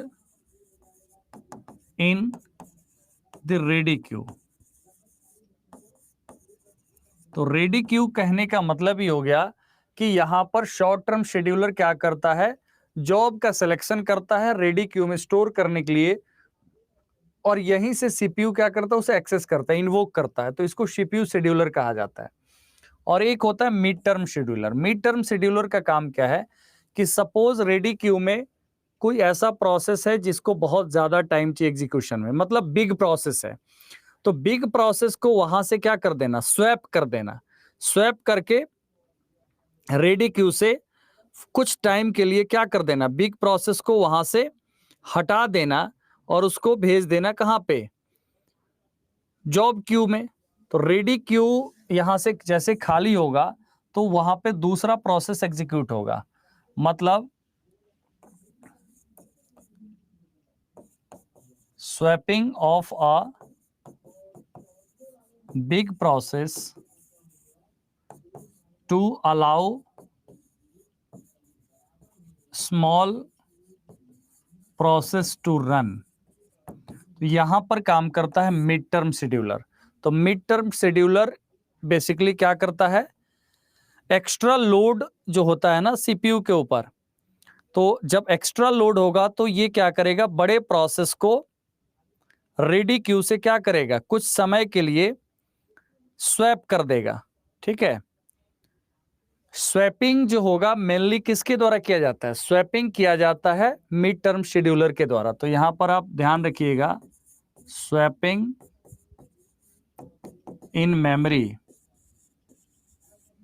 is mainly done by mid-term scheduler। ठीक है, मैं अगेन रिपीट कर देता हूं। लॉन्ग टर्म शेड्यूलर क्या होता है, selection of jobs to store into the job queue. तो जॉब क्यू में जॉब का सिलेक्शन करना। ठीक है, तो यहां पर क्या होगा, दरअसल वो न्यू स्टेट में होता है। ठीक है, जहां जब ये जॉब क्यू में होगा तो किस स्टेट में होगा, न्यू स्टेट में होगा। मतलब जॉब को सिलेक्शन करना, प्रोग्राम्स को सिलेक्ट करके स्टोर करना, ये लॉन्ग टर्म शेड्यूलर है। और शॉर्ट टर्म शेड्यूलर, आप एक ही बात याद रखेंगे, सीपीयू शेड्यूलर। तो आपको पता चल जाएगा कि सीपीयू शेड्यूलर का मतलब रेडी क्यू, और रेडी क्यू के अंदर प्रोसेस को सिलेक्शन ऑफ द प्रोसेसेस या programs to keep into the ready queue. तो रेडी क्यू मतलब रेडी फॉर एग्जीक्यूशन, तो इसको शॉर्ट टर्म शेड्यूलर कहेंगे। और उसके बाद मिड टर्म शेड्यूलर क्या होता है कि जब ऐसा सिचुएशन होता है जब there are number of processes are waiting for the CPU, और वैसे में बड़े प्रोसेस को क्या करना, थोड़े देर के लिए स्वैप आउट, मतलब स्वैपिंग के जरिए उसे हटा देना, मतलब रेडी क्यू से क्या हटा देना, मेन मेमोरी से बाहर कर देना, और अलाउ करना छोटे प्रोसेसेस को कि वो प्रोसेसर को इन्वोक करे या प्रोसेसर एग्जीक्यूट करे उस प्रोसेस को। तो इसे कहा जाएगा मिड टर्म शेड्यूलर। तो समझ में आ गया आपको। तो प्राइमरी एम क्या होता है शॉर्ट टर्म शेड्यूलर का, कि सीपीयू के परफॉर्मेंस को बढ़ा देना। ठीक है, सीपीयू के परफॉर्मेंस को बढ़ा देना शॉर्ट टर्म शेड्यूलर का काम है। शॉर्ट टर्म शेड्यूलर का काम क्या है, to enhance the performance of the CPU। ये काम है CPU शेड्यूलर का। और मिड टर्म शेड्यूलर का काम मेनली क्या है, स्वैपिंग जो किया जाता है मिड टर्म शेड्यूलर के द्वारा किया जाता है। तो इस बात को ध्यान रखेंगे कि स्वैपिंग जो मेनली किसके द्वारा कैरी किया जाता है, ये मिड टर्म शेड्यूलर के द्वारा किया जाता है। और मेमोरी कहने का मतलब कि स्वैपिंग तो वहीं से होगा ना, मतलब जो रेडी क्यू से होगा, रेडी क्यू से स्वैप करके अदर मेमोरी में स्टोर कर देना। तो स्वैपिंग इटसेल्फ ही प्रोसेस क्या है, प्रोसेस को स्वैप कर देना, मतलब मेन मेमोरी से बाहर कर देना, सो दैट कि वो मेमोरी अवेलेबल हो जाए, और रेडी क्यू से बाहर कर देना सो दैट कि प्रोसेसर उस अनदर प्रोसेसेस को जो रेडी क्यू में उसको एग्जीक्यूट करे। तो इसको हम कहेंगे मिड टर्म शेड्यूलर। तो आई होप आप समझ गए होंगे। तो मैं उस स्लाइड पे लेके चलता हूं, उस पे थोड़ा सा और पॉइंट ऐड ऑन हो जाएगा। ठीक है, तो शॉर्ट टर्म शेड्यूलर क्या है, इसमें जो पॉइंट्स ऐड ऑन हो सकता है, whenever CPU becomes idle, इससे पहले वाला थोड़ा सा, तो whenever the CPU becomes idle, operating system must select one of the process in the ready queue to be executed. ठीक है, the selection process is carried out by the short term scheduler, जिसे CPU scheduler कहा जाता है। तो CPU scheduler ही process को select करता है, किस लिए, for execution. The scheduler selects a process from the processes in memory that are ready to execute and allocate the CPU to that process।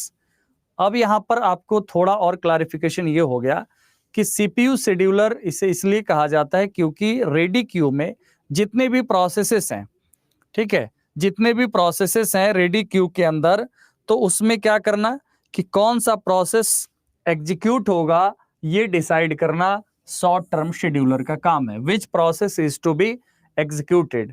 और सीपीयू जिस प्रोसेस को इन्वोक करेगा ready queue में से ही इन्वोक करेगा। तो ये जो काम है, ये काम कौन करेगा?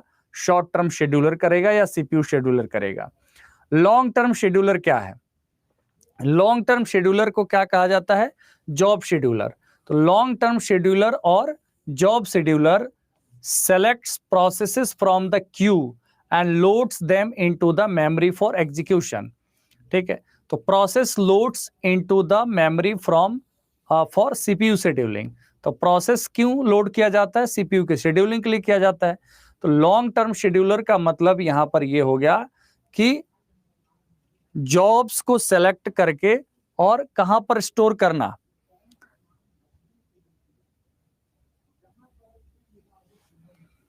इसको मेमोरी में लोड कर देना। ठीक है, तो ये लॉन्ग टर्म शेड्यूलर का काम है, इसलिए इसे जॉब शेड्यूलर कहा जाता है। ठीक है, और उसके बाद मीडियम टर्म शेड्यूलर क्या है? It is part of swapping. Swapping का पार्ट है।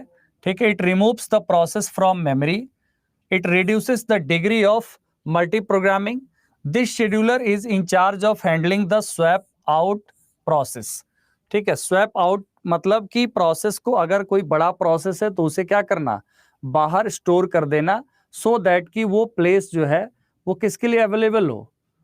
वो अवेलेबल हो न्यू प्रोसेस टू एग्जीक्यूट। मतलब जो स्मॉल या लाइट वेट प्रोसेस है, बहुत सारे प्रोसेसेस हैं, अगर उनमें कोई ऐसा प्रोसेस है जिसको सीपीयू को एग्जीक्यूट करने में कम समय लगता हो, उसको एग्जीक्यूट करना। तो यहाँ पर प्रोसेस बड़ा और छोटा किस संदर्भ में होता है? प्रोसेस एग्जीक्यूशन कि टाइम में, कि प्रोसेसर को कितना टाइम किसको एग्जीक्यूट करने में लगेगा। ठीक है, तो टाइप्स ऑफ शेड्यूलर आपको समझ में आ गया। ठीक है, अब हम यहां पर देखेंगे स्वैपिंग बेसिकली है क्या। स्वैपिंग एक मेमोरी मैनेजमेंट स्कीम होता है।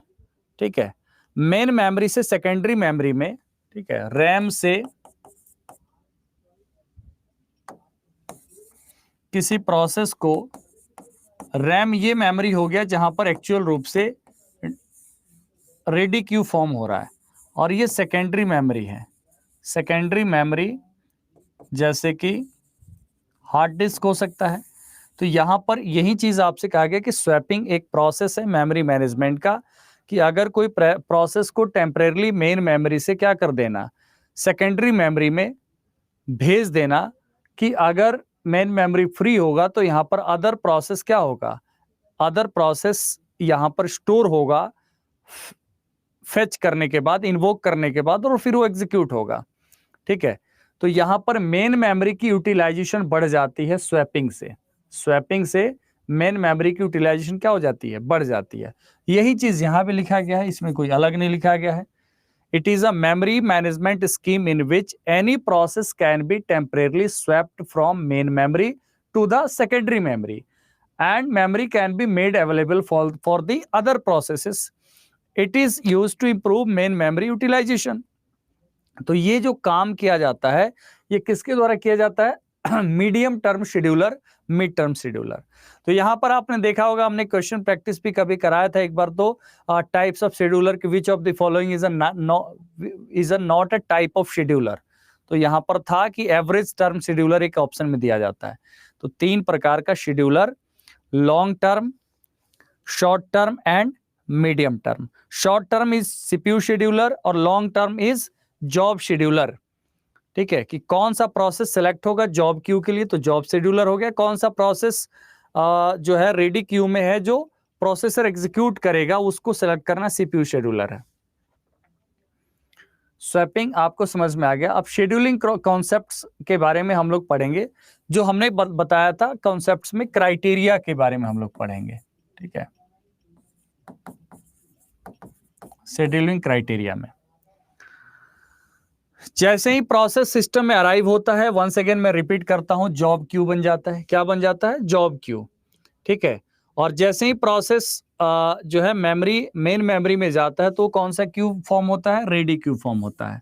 और अगर वो इनपुट आउटपुट के लिए वेट करता है तो डिवाइस क्यू होता है। ये मैं ऑलरेडी पढ़ा है कुछ देर पहले, यहाँ भी दिया था, तो हमें लगा कि जब ये मैं बताऊंगा आपको तो आपको लगेगा सर अंडरलाइन कर रहे हैं, तो अंडरलाइन नहीं किया, मैंने अलग से आपको बता दिया है। तो process enter into the system is form job queue, then ready queue and then device queue. ठीक है, अब शेड्यूलिंग एल्गोरिदम की क्राइटेरिया में हम बात करेंगे कि एक तो पहला फोकस क्या होता है कि सीपीयू की टाइम को यूटिलाइजेशन को, अगर 40% तक सीपीयू यूटिलाइज हो रहा है तो उसको माना जाता है कि लो, एकदम लो कंजम्पशन। ठीक है, उसको क्या माना जाता है? लो कंजम्पशन, या हम कहेंगे कि लाइटली लोडेड कहा जाता है। 40% तक यूज होता है तो इसे क्या कहा जाता है? लाइटली लोडेड कहा जाता है। और 90% अगर कंजम्पशन होता है तो इसको क्या कहेंगे आप? Heavily loaded. तो प्रोसेसर का अगर कंजम्पशन 40% तक है तो उसे हम कहेंगे लाइटली लोडेड, और 90% है और उससे ज्यादा है तो वो हेवली लोडेड के अंतर्गत आता है। तो शेड्यूलिंग का क्राइटेरिया ही यही होता है कि जितना ज्यादा प्रोसेस वो एग्जीक्यूट कर पाए, इसको कौन सा एल्गोरिदम ये होगा जो एक प्रोसेस के एग्जीक्यूशन स्पीड को एनहांस करेगा।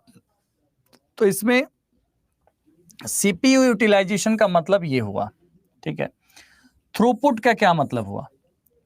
थ्रूपुट जब भी आपसे पूछा जाए कि थ्रूपुट क्या है, तो थ्रूपुट है आपका टोटल नंबर ऑफ प्रोसेस एक दिए गए समय में, या ऐसा कहें कि समय के एक इकाई में, पर यूनिट ऑफ टाइम में, the number of process executed by CPU या प्रोसेसर, उसको कहा जाएगा थ्रूपुट।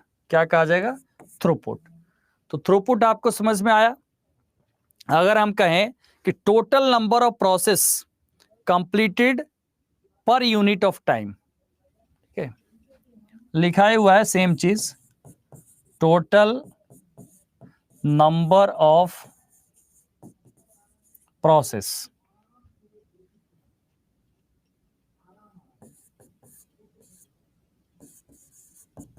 एग्जीक्यूटेड इन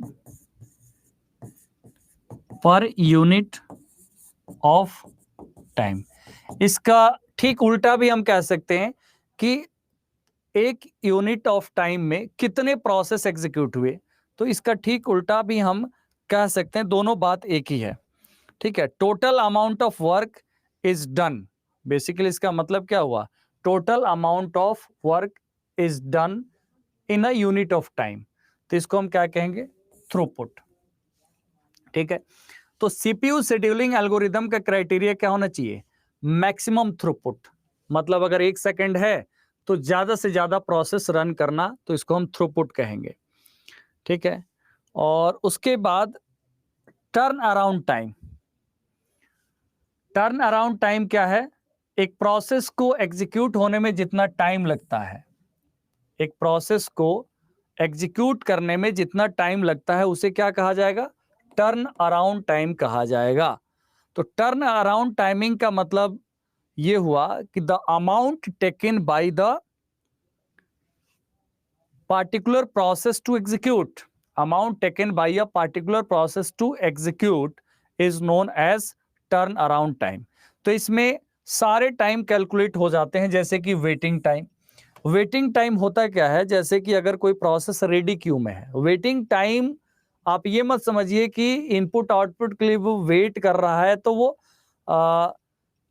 फिर वेटिंग स्टेट चला गया। Waiting state and waiting time is both are different. यहाँ पर वेटिंग टाइम मतलब रेडी क्यू में अगर कोई प्रोसेस है तो रेडी क्यू से वो वेट कर रहा है प्रोसेसर को एग्जीक्यूट करने के लिए, तो वेटिंग टाइम प्लस एग्जीक्यूट होने में जो टाइम लगा, time spent in input output, उसके बाद जो होगा इनपुट आउटपुट में अगर टाइम स्पेंड किया वो, ठीक है, and time spend to get into memory, और यहां पर मेमोरी में वो लोड होने में वापस टाइम लगा, मतलब प्रोसेस होने के बाद भी तो मेन मेमोरी में आएगा। तो ये सारा टाइम मिला देंगे तब जाकर के क्या होगा? Turn around time. तो टर्न अराउंड टाइम मतलब वेटिंग टाइम। वेटिंग ही कहां पे कर रहा है? रेडी क्यू में। कहां पर? रेडी क्यू में वेट कर रहा है प्रोसेसर का। फिर एग्जीक्यूशन टाइम। एग्जीक्यूशन मतलब जो प्रोसेसर इन्वोक किया और उस प्रोसेस को एग्जीक्यूट किया। इन्वोक करने के टाइम से लेकर एग्जीक्यूट करने तक, ठीक है। और एग्जीक्यूट करने के बाद अगर इन बिटवीन मीनवाइल कोई इनपुट आउटपुट इवेंट अकर कर गया, या इनपुट आउटपुट रिसोर्सेज की नीड पड़ गई, ठीक है, या इनपुट आउटपुट कोई कमांड्स की नीड पड़ गई, तो वहां पे टाइम स्पेंड होगा, ठीक है, वेटिंग स्टेट में। उसके बाद time spend to get into memory, फिर वो एग्जीक्यूशन के बाद मेन मेमोरी में लोड होगा। तो ये पूरा टाइम मिलाकर के टर्न अराउंड टाइम। डेफिनेशन के फॉर्म में टर्न अराउंड टाइम को सिंपली हम क्या कहेंगे, एक प्रोसेस जितना टाइम लेता है एग्जीक्यूट होने में, मतलब एक पार्टिकुलर प्रोसेस में, ठीक है, तो सबमिशन से लेके और कंप्लीशन तक, इसको हम क्या कह सकते हैं, सबमिशन से लेकर के completion, submission to completion of a particular process, इसी को कहा जाएगा टर्न अराउंड टाइम, ठीक है।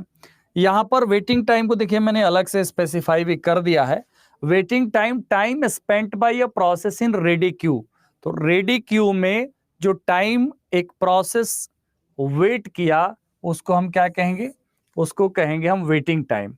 और रिस्पॉन्स टाइम क्या होता है, देखिए response time and turn around time both are different. या रिस्पॉन्स टाइम को हम ये कहेंगे, amount of time process takes to start responding, जैसे submission of the process and the first response produced. तो यहां पर the time from submission of a request until the first response is produced, तो इस टाइम को हम कहेंगे response time. तो आप लोगों को ये टर्म्स बिल्कुल अच्छे से याद रखने, क्योंकि यहां से क्वेश्चन जो है 100% बनेगा, 100% यहां से क्वेश्चन रहेगा, ठीक है। वो थ्रूपुट से संबंधित हो सकता है, ठीक है, number of process given time में, मतलब पर यूनिट ऑफ टाइम में जितना प्रोसेस एग्जीक्यूट हो जाए। Turn around time, total time taken by processor process to complete, एक प्रोसेस जितना समय लगाता है एग्जीक्यूट होने में एक पार्टिकुलर प्रोसेस, वो टर्न अराउंड टाइम है। वेटिंग टाइम, रेडी क्यू में जितना देर वेट कर रहा है वो वेटिंग टाइम है। रिस्पॉन्स टाइम, टाइम जो एक प्रोसेस ले रहा है submission of a request until the first response is produced, तो ये रिस्पॉन्स टाइम है, ठीक है। कुछ 3-4 क्वेश्चन आपके इसी क्लैरिफिकेशन से संबंधित है, उसके बाद हम लोग शेड्यूलिंग एल्गोरिदम्स पढ़ेंगे, ठीक है। हम लोग क्या पढ़ेंगे, शेड्यूलिंग एल्गोरिदम्स। तो आप चाहिएगा तो मैं इसको अभी करवा देता हूं। जैसे पहला,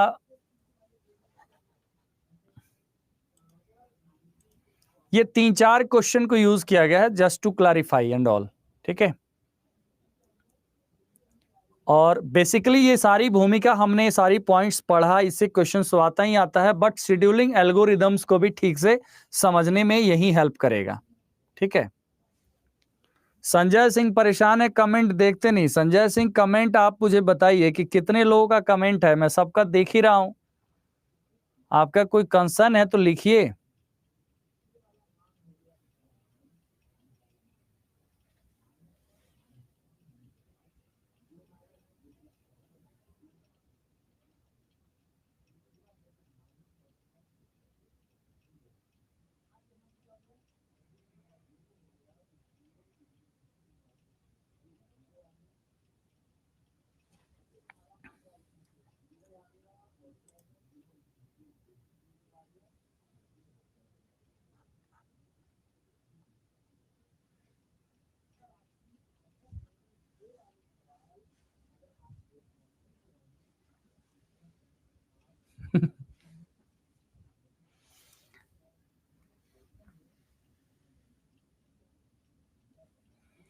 आप देखिए, the processes which are blocked due to unavailability of an input output devices constitute this queue।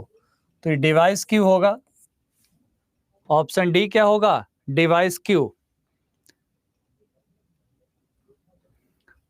Which is not a type of scheduler, scheduler का टाइप इनमें से कौन सा नहीं है,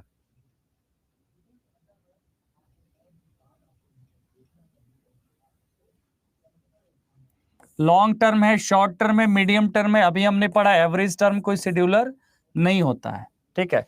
medium term scheduler mainly swapping का काम करता है, ठीक है। मैं एक बार और रिपीट करता हूं, मेनली स्वैपिंग का काम करता है कि बिग प्रोसेस, बड़े प्रोसेस को रेडी क्यू से या मेन मेमोरी से हटाना। Ready queue form in main memory, ठीक है, और वहां से हटा के अदर प्रोसेस को एग्जीक्यूट करने के लिए टाइम देना। Short term scheduler is CPU scheduler. CPU scheduler is nothing but which process is to be executed, ठीक है। उसको selection of the jobs from the ready queue कि कौन सा प्रोसेस एग्जीक्यूट होगा, वो शॉर्ट टर्म शेड्यूलर। मैं उसके लिए क्लैरिफाई कर रहा हूं जिसको दिक्कत है, ठीक है। उसके बाद लॉन्ग टर्म शेड्यूलर है। लॉन्ग टर्म शेड्यूलर क्या करता है, selection of job to form a job queue, ठीक है। तो यहां पर and load into the main memory, job queue से सेलेक्ट करना जॉब्स को और उसे कहां पर भेजना, उसे रेडी क्यू के में इन्वोक करना, मतलब रेडी क्यू में स्टोर करना। When the suspended process is moved to the secondary storage, this process is called। अब यहां पर जैसे बिग प्रोसेस को सस्पेंड कर दिया, ठीक है, और उसको मूव कर दिया सेकेंडरी स्टोरेज में, उसको क्या कहा गया, स्वैपिंग कहा गया। क्या कहा जाएगा, स्वैपिंग। अभी हमने पढ़ा, तुरंत पढ़ा, उसको क्या कहा जाता है, स्वैपिंग कहा जाता है। अब यहां पर नॉर्मली क्या क्या देख लेते हैं कि मूव्ड टू द सेकेंडरी, तो स्वैप आउट तो नहीं होगा, तो स्वैपिंग है, इसी को स्वैपिंग प्रोसेस कहा जाता है, सो दैट की small process can be executed. A fill in the blanks is a mechanism to store and restore state. PCB, program counter, scheduling information, context switch.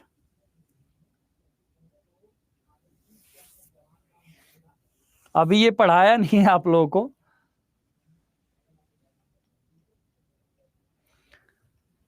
देखिए, प्रोसेस कंट्रोल ब्लॉक क्या करता है, ये करता है ईच प्रोसेस से related information को store करना। लेकिन अगर वो एक स्टेट में है और उसे दूसरे स्टेट में रीस्टोर करना, तो उसको कॉन्टेक्स्ट स्विच कहा जाता है। क्या कहा जाता है, कॉन्टेक्स्ट स्विच। तो आई होप आप समझ गए होंगे कि कॉन्टेक्स्ट स्विच का मतलब क्या हुआ, कि एक प्रोसेस के स्टोर को रीस्टोर करना प्रोसेस कंट्रोल कॉन्टेक्स्ट स्विच का काम है। Which of the following is not an important function of an operating system? Memory management, file management, processor management या प्रोसेस मैनेजमेंट, ठीक है, कुछ भी हो सकता है। Ultimately process management, processor management ही है।